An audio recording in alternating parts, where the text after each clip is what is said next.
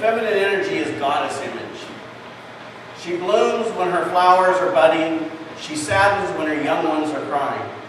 Yet she ensures that her children get what they want, even if she has to sacrifice her own wants and needs. She actually acts as a mirror of life, reflecting the light of light into the gloomy dreams and wipes off the tears when life leaves you in sheer strangeness and misery. Her love knows no prejudices. Yet one day when you leave her to an old age home, she greets you with the same affection and smile. Forgiveness, kindness, and benevolence are her inherited traits. But in this world of monsters, the goddess is feeling frail. So as we pay homage to all the countless sacrifices, her affectionate love, her kindness, we must never forget that we are what we are today because of our mother. So, a grandma. For the grandmas in the room. How many grandmas do we have in the room? Isn't it great? You get to spoil the children and then send them home. Here's a grandma story for you. I was out walking with my grandson. He picked up something off of the ground and started to put it in his mouth. I took the item away from him and I asked him not to do that. Why? My grandson asked. Because it's been on the ground and you don't know where it's been. It's dirty and it probably has germs. I replied to my grandson. At this point, my grandson looked at me with total admiration and asked, "Grandma, how do you know all this stuff? You're so smart." I was thinking quickly on my feet and I said to him, "All grandmas know this stuff. It's on the grandma test. You have to know it, or they don't let you be a grandma." We walked along in silence for 2 or 3 minutes, and I could see that he was contemplating, and he was pondering this new information quite deeply. Finally, he said, "Oh, I get it." He beamed, "So if you don't pass the test, you have to be a grandpa."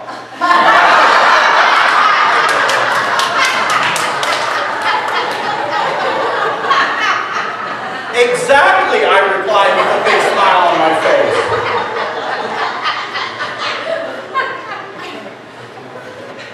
And this next story I want to share with you is to demonstrate the unconditional love that a mother can hold for a son.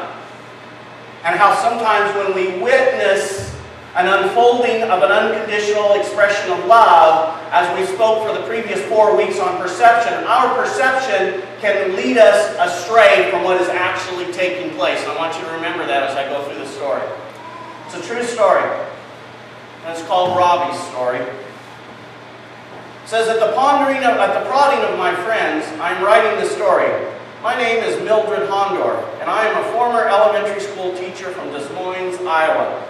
I've always supplemented my income by teaching piano lessons, something I've done for over 30 years.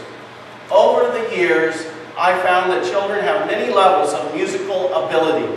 I've never had the pleasure of having a prodigy, though I have taught some very talented students. However, I've also had my share of what I call musically challenged pupils.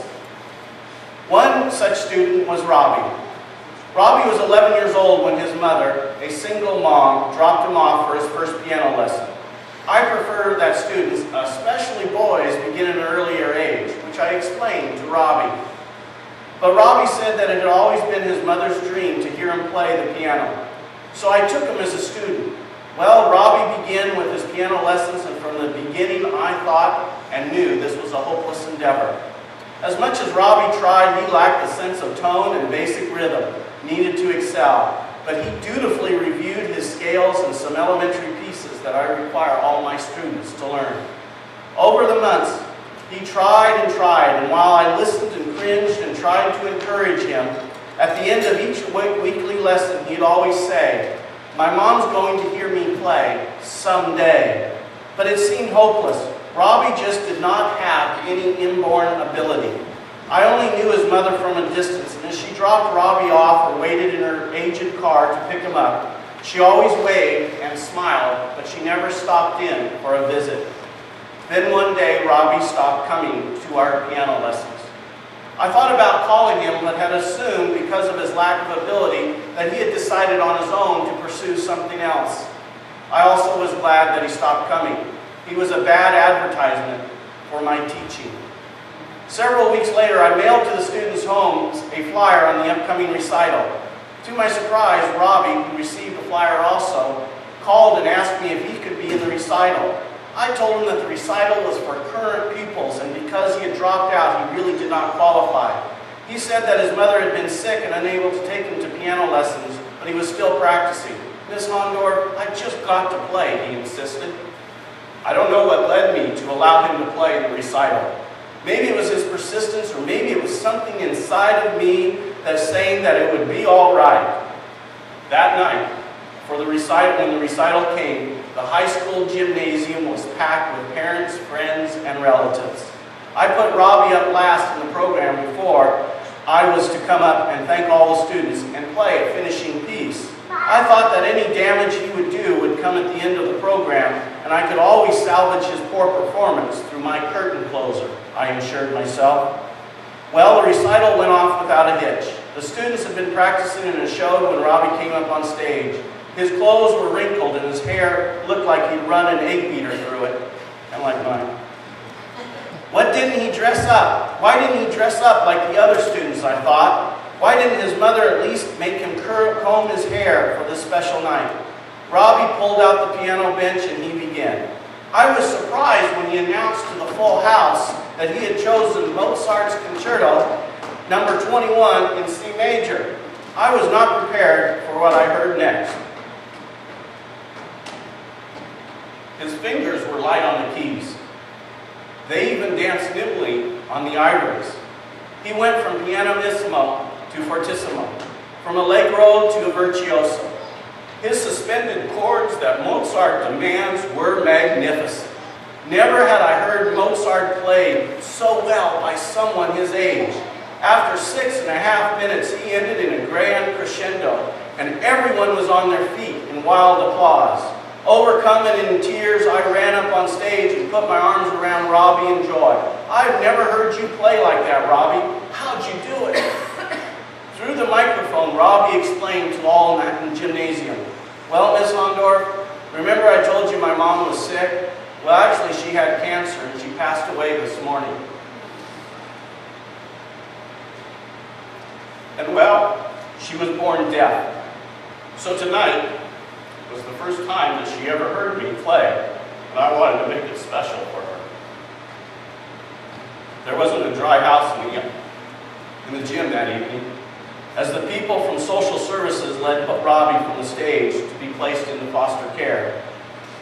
They noticed that even their eyes were red and puffy, and I thought to myself how much richer my life had been for taking Robbie on as my pupil.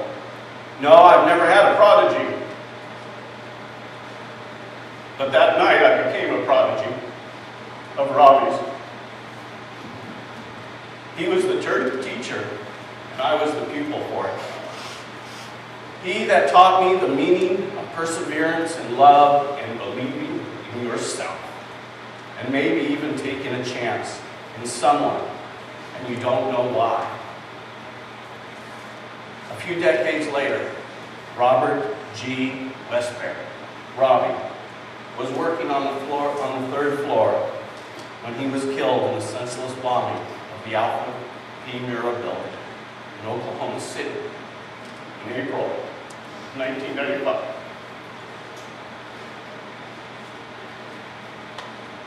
You see what us kids will do for our parents? We will go beyond what others tell us that we're capable of. If we think it's something that we can do to please or make our parents happy, we will do it. How many of you have sacrificed, compromised, tried, practiced to do the very best to